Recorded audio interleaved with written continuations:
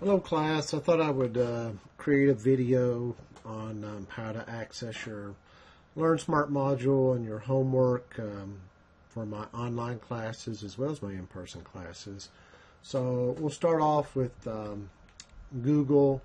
I'm using Google Chrome as my browser here, and the first thing I'm going to do is just search for BCTC and click on Bluegrass Community Technical College, and then up here it says Blackboard, and so click on it.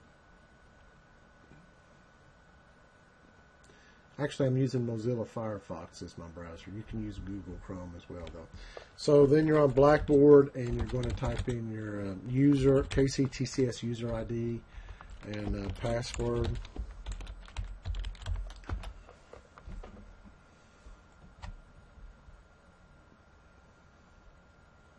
We log in, and you should see the classes that you are taking this semester. Let's look at a Chemistry 120 online course. All right. So that's what this is. Chemistry 120. The 19Z1 tells me it's online. So I'll click on it.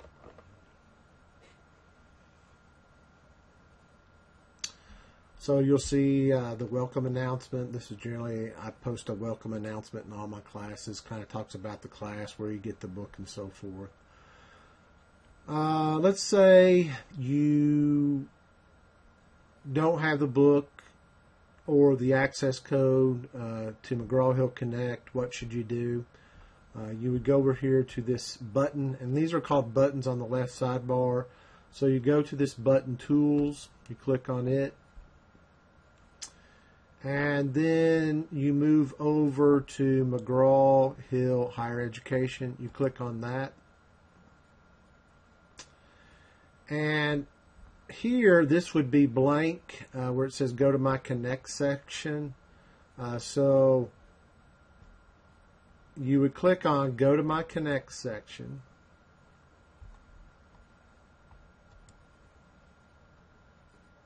Now, this is where it's different than, this will be different than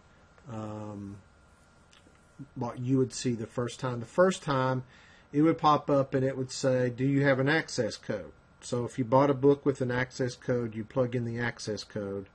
And now you have access to Connect, and it's also tied to your Blackboard account because you went through Blackboard. If you say, no, I don't have an access code, then you have a couple options. One is you can buy it right then with a credit card, or you can do a 14-day free trial, and then you'll have to buy it sometime within the 14 days. So once you have connected to Blackboard, I'm going to return back to Blackboard on this. That's what I did there. Then you should see where your Blackboard account is now connected to a particular Connect account. You go, why do I need to know that? Well, when we show you how to access the Connect LearnSmart Module, Assignment, and later the quiz, you have to have this connection with Blackboard. Or, well, that's pretty much it. You could go directly through McGraw-Hill Connect, but still you want the connection with Blackboard, so this must be done. All right, before we get into the actual Connect homework, I want to look at the syllabus, and I want to point out a couple of things here. I think some people had questions on the syllabus. Again, contact information. There's my name, there's my office, there's my telephone number. But again, the best way to contact me is email me. And I'm in my office physically Mondays and Wednesdays from 11 to noon and 2 to 3:30. So if you're having computer problems, maybe you're using a laptop, come by the office. I'll be glad to help you. I know some of you are there's students taking this all over the state and out of state. So, and actually some out of the country, so I understand you can't come to the office. So you email me, and I'll help you. I'll try to help you. I'll either try to email you back. If it gets to be something really complex, I'll make a video of it and show you how it works.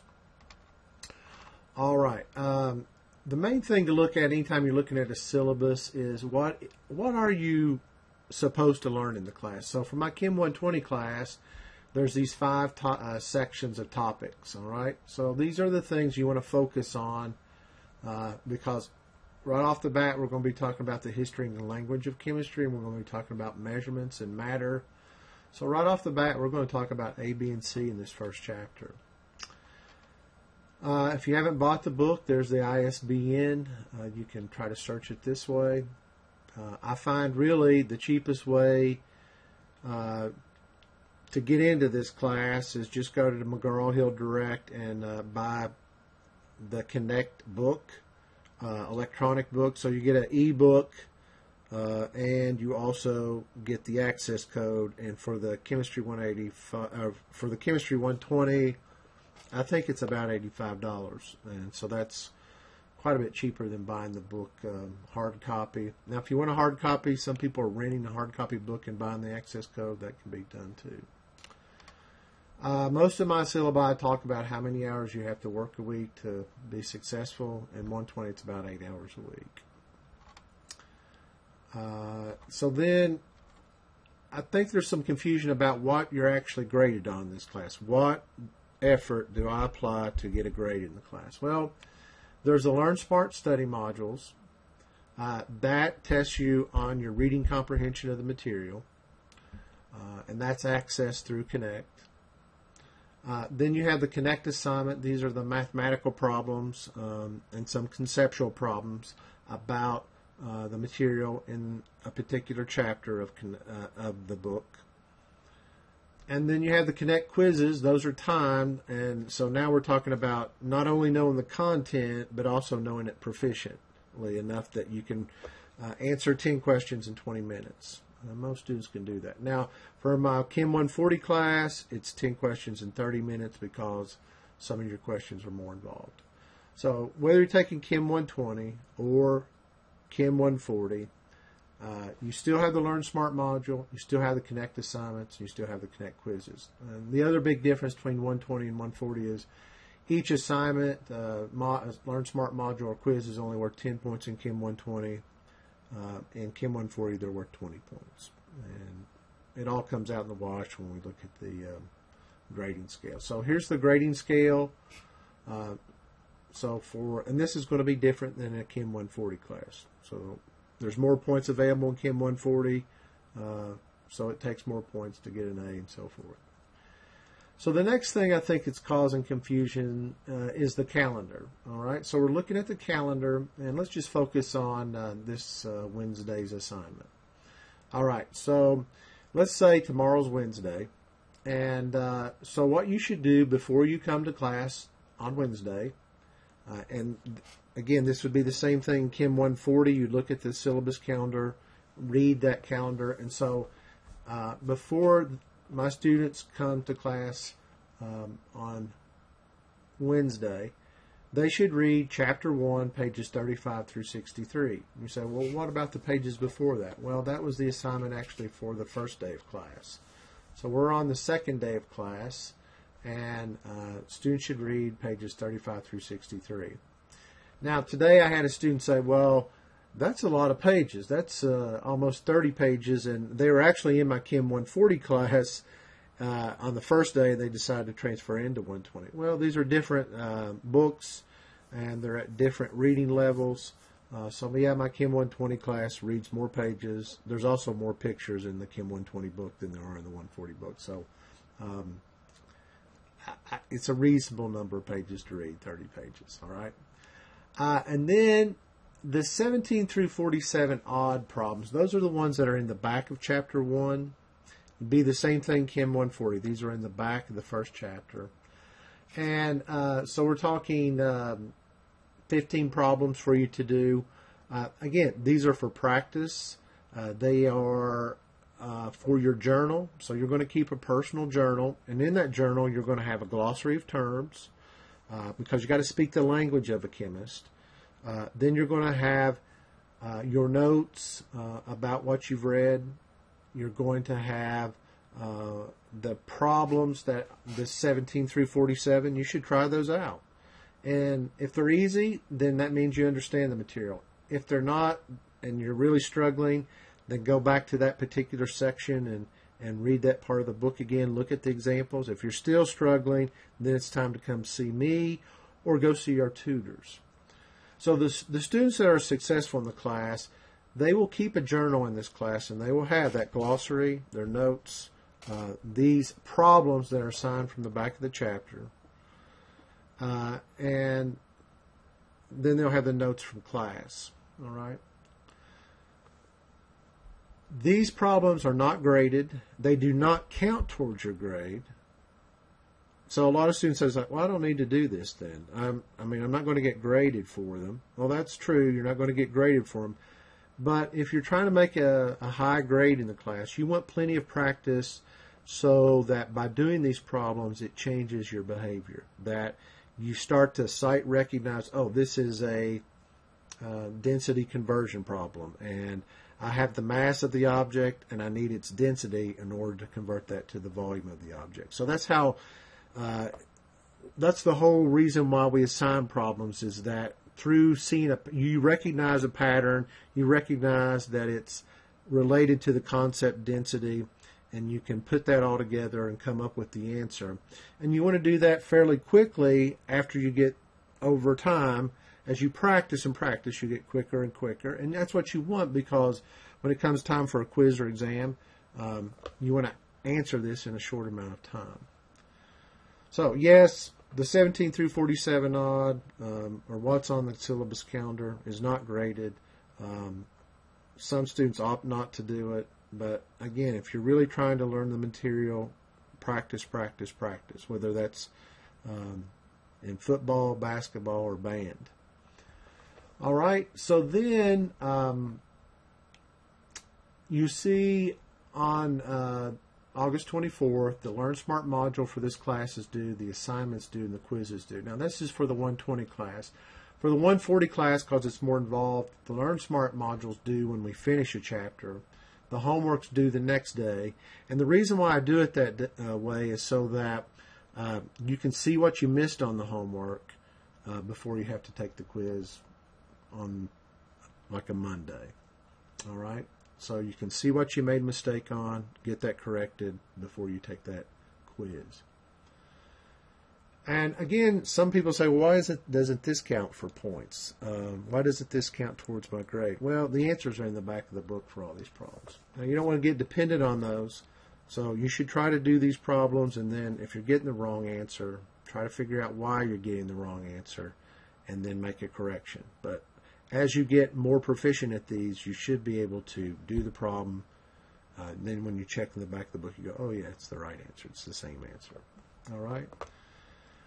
So I hope that helps. I think that answers the questions about, again, what you read, what chapter, the reading assigned before you come to class so you have some framework of what I'm going to lecture on. And then try as many of these odd problems as you can. If you get stuck, you can ask me in class or you can email me, and I will do some of those problems. Those are the first 10 or 15 minutes of my classes are generally used to answer questions about problems that the students are having. Or, if we haven't talked about the concept, I will integrate it into the lecture. So maybe densities towards the end of the lecture, and then I would integrate a density problem that you have selected into that lecture. All right? So I hope that helps with how to read the syllabus calendar. So let's talk about, again, what counts as your grade. For your grade, that's what all your syllabi should have, something like this: course requirements, grading criteria. Here it is. This is the grading criteria, course requirements. Here's the grading scale that you're going to be judged by. So you don't see any of this reading assignment down here. It's like this reading, you don't see that up here. It's LearnSmart, Connect Assignment, Connect Quizzes, Exams, and Final Exam. All right, so let's go to Connect. So here's a button here that says Connect, and if you've gone through the tools down here and linked your Blackboard account with Connect, you should be in good shape, so that when you click on Connect here, this button, Connect, it should pop up what materials are available at this point. So I encourage you all to do the Toolbox Palette and ChemDraw training. This is a series of videos and problems to train you how to input your answers into Connect in the proper format. All right. You can watch this as many times as you want. Some people watch it at the beginning before they start. Some people about after 1 or 2 chapters, especially we get in chapter 3 and we start using a lot of ChemDraw, they watch it again there to make sure they learn how to use ChemDraw to draw the Lewis structures and valence shell electron pair repulsion structures. So watch the practice video. It is practice. That means you can do as many times as you want. It does not count towards your grade again, but you're going to have to know how to input your answers incorrectly into Connect. So let's look at the LearnSmart module. I call it the LSM. The LSM was created to help determine if you are comprehending the material that you're reading or not. A lot of times students read something, they go, yeah, I read those 20 pages, but then when you ask what was it about, or specifically, what does density represent, and the student can't answer, that means you didn't really comprehend what you read in those 20 pages. So the LearnSmart module is something that McGraw-Hill developed to give you immediate feedback as to do you comprehend the material that you read. So what you should do is before you start the LearnSmart module, you should have read the first part of Chapter 1, which was assigned on that first day, like pages 1 through 35 or whatever it was. And then you would click on the LearnSmart module.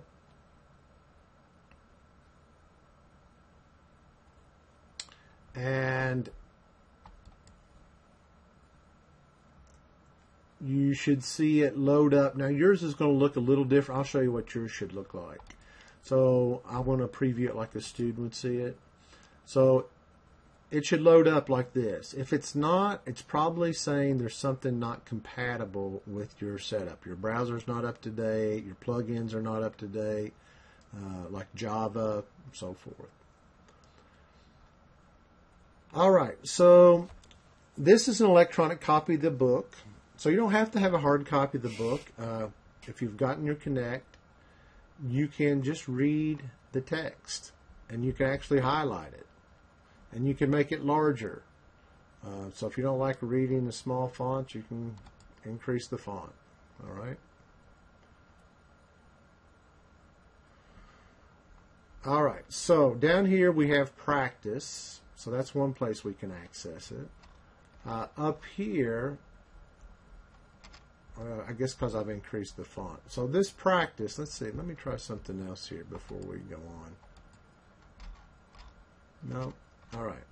So down here it says practice. Now, once you've read your particular chapters, you're going to click on practice. Now, once this starts, this is called the LearnSmart module. This is what you're graded on. And this is grading how well can you answer these questions based off the reading. So you've read the first 20 pages. You come in here and you answer these questions. So let me show you how this works. So it says, which of the following statements correctly describe different forms of matter? All right. Pure substances are the most abundant form of matter. Is that true? Mixtures can consist of any 3 phases of matter. Well, I would agree with that one. Both mixtures and pure substances are forms of matter. I would agree with that one. And a mixture contains of a fixed combination of 2 or more pure substances. Well, it's not a fixed combination, so I don't agree with that. It can have a variable combination. So the next thing I do is I click, I know this. I know the answer. And so I got both of these correct. You look down here at the 91 items left. I hit OK. And now this drops to 90 items. So I've answered that one correct. And you go, it's going to take me forever to go through 90 items. It won't if you do a little each day. if you read 5 pages and then get on LearnSmart, or whatever your capacity is to comprehend. Could be 5 pages, could be 2 pages, could be all 20 pages. But you're going to get into the habit of reading 2, 5, 10, and hopefully that expands as we move through the semester. And then you're going to come in here to LearnSmart and answer these questions. All right? So next question, which 2 gases are the main components of a typical sample of air? Select the 2 that apply. So we know it's oxygen. And let's say I'm going to make a mistake here on purpose just to show you what happens. So I want to say sulfur dioxide, which is actually a pollutant. And I'm going to say, yeah, I know this. I know this for sure. All right? So I didn't get this one right. Now, because I didn't get it right, I could challenge it. If I think this problem is faulty, I could click this and challenge it. But better thing to do is come up here and go read about this. So if you've missed this, that means you don't comprehend the material, and you need to go over here and go read about it. So this is what's really cool about LearnSmart, the Smart Book. It highlights where the answer is. All right, so you can go through here and look for the answer. Okay. So the major components of air are nitrogen, oxygen, argon, carbon dioxide, and water vapor. It's not sulfur dioxide. So now I know that that was a bad choice. All right. So I go okay. Notice my items didn't change here. Because I didn't get that one right, I didn't get the correct answer. My items haven't changed. So you have 90 items. If you get them all correct, it's 90 items quickly, and you're done. And so everyone that you don't get right, or let's try this. Let's say if air is composed of 78% nitrogen, this means that the volume of air contains 78 parts per nitrogen for every, all right, so this is a part per 100, right? That's what we talked about in class, that a percent's a part per 100. So we're going to put in 100 here. Let's say if you said no idea. Well, your answer is correct, and you still drop to 89 here. So this is to help you gauge, do you think you really understand it or not? But getting the answers correct is what reduces the number here. So I find some students get frustrated because they keep answering incorrectly. That's just a flag saying, hey, you're not comprehending what you're reading. You need to slow down. Maybe just do 2 pages. And write you some notes on your notebook and eventually get very quick at this. I mean, I really think right now I could probably go through this thing one by one and just hammer it out, in 10 or 20, 15 minutes, maybe 10 minutes. But I don't expect that for you. I expect that it's going to take you probably, if you've read it and comprehend, I don't expect you to do it all at one time, really. I expect you to answer, 10 questions a day. I mean, if you did that, or 20 questions a day, you'd definitely be 20 questions a day. You'd be done in 5 days. And right now we have, if you count today, you've got 6 days to do it. So it can be done. And I just find I've seen in class a letter grade difference since I've implemented this. That when students start really reading the material and comprehending it, in all their classes, but in this class I see where it's actually measurable, that your grades will be better. All right, so that's what that looks like. So you can leave at any time. You don't. It'll automatically save it. So we can back out of that and leave assignment there. That way it'll save it. All right, so that saves and it'll pick up where we left off. So that's a great thing about it. So make sure you go through that leave process. Now, if your computer goes out or something like that, sometimes you lose that. Or if you had a power outage, or if you're using Wi-Fi connected computer, sometimes it times out and you get a problem like that. All right, next thing that counts towards your grade is this assignment here. You click on it. All right, and again, what yours should look like, it should be a preview. I mean, yours would load right up, but again, since I'm faculty, it shows me student activity and so forth. So this is what a problem looks like that your assignment's based on. So notice this is more of the reading problems. There are some conceptual problems, but most of this is a mathematical problem to solve for something. So it says calculate the volume in air in liters that you might inhale or exhale in 24 hours. Assume that each breath is 0.47 liters and that you're breathing 17 times a minute. So what you want to look at in this problem is, this is 24 hours. That's 1 unit. All right, that's a time unit. So I'm probably going to start solving this problem with this number here. A breath has a volume of 0.47 liters. So breath per 0.47 liters. And we did this in class. Breath is in the numerator, 0.47 liters is in the denominator. And then 17 breaths per minute. So 17 breaths in the numerator, minute in the denominator. So this is in time units of minutes. This is in time units of hours. So we need to convert these hours to minutes. So what's the relationship between hours and minutes? Well, you know it's 60 minutes to an hour. So you're going to take 24 and multiply it by 60, and that will convert the hours to minutes. Now, once we have the minutes, we can multiply by 17, and that will convert the minutes into number of breaths. So at this point, I have 24,480 breaths. That's how many breaths we take in 24 hours if we're breathing at 17 breaths per minute. All right? So now, per breath is a volume of 0.47 liters. So I want the 0.47 liters in the numerator and the breath in the denominator. So my breaths cancel out and I get the volume in liters. So I'm going to multiply the 24,480 breaths. I'm going to multiply that by 0.47. All right. So when I do that, I get 11,505.6. 11,505.6 liters. Now, if I put that in as an answer, it's probably not going to count it correctly because that's too many significant figures. And so that's another topic we generally learn in Chapter 1, whether it's Chemistry 140 or 120. So this only has 2 significant figures. This only has 2. This only has 2. So my final answer should only have 2. So 11,500 would round up to 12,000 breaths. All right? 11,505.6 would round up to 2 significant figures, 12,000.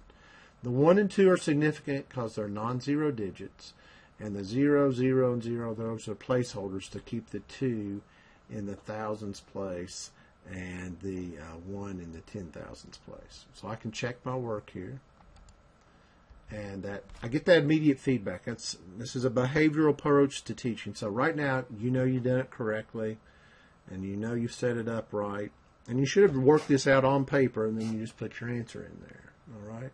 Now, if you're having problems, well, I'd tell you go back and read the book, but you can look at these hints that can help you, like this one, numerator, denominator. Watch the units cancel out, which we talked about already. If you hit show me, you don't get credit for it because it's showing you the answer. If you do hit show me, it shows you exactly the setup, but you don't get credit for it. And you'll have to try another problem. And I mean, you get 3 tries for every problem. So if you don't get the first time, you can try a second time and a third time. All right. And actually, you have an infinite number of times on the assignment because even if you try the 3 times, if you want to start the complete assignment all over again from scratch and make a perfect, you can do that. So it's all about effort on the assignment. How much practice do you need to put in to get the grade that you want? And again, this does count towards your grade. This is part of the grade in the course. You don't have to answer all these at any time, too. You can actually back out of this, and yours probably looks a little different. I don't know if you hit home or if there's just a way to back out, but you can back out, and it'll save what you've done so far. Now, this quiz, you're probably not seeing this yet on your Blackboard. And the reason why is I've set up the quiz, but the quiz doesn't open up until the day before it's due. So the quiz is due on Monday, the 24th for this Chem 120 class. So it'll open up on Sunday, the 23rd at 6 a.m. And you can take it anytime Sunday all the way to Monday, 11 p.m. That's when it's due. All right. So I hope that answers the questions about what's graded, what counts towards your grade, what is it about the chapter reading assignment on the calendar, and also those problems on the calendar. The problems on the calendar are for your benefit to put in your journal as a resource that you will use when taking quizzes or exams. It's a great resource to have with you even after class is over at the end of this semester. If you plan to take the next chemistry course, it's a great resource to help prep you for the next course. So I hope that answers everyone's questions. If not, email me. That's how we communicate. I mean, if it's in class, you can ask me in the first part of class, and I'll be glad to answer it. If not, if you're taking it online, just email me. And like I said, I'll generally email you an answer back. Just tell me which class you're in. I know a lot of students just automatically assume I know which class they're in. I'm teaching 3 online classes this semester, so please tell me what class you're in. Be specific about the question, and I will email you back within 24 hours. So I hope that helps. Thank you.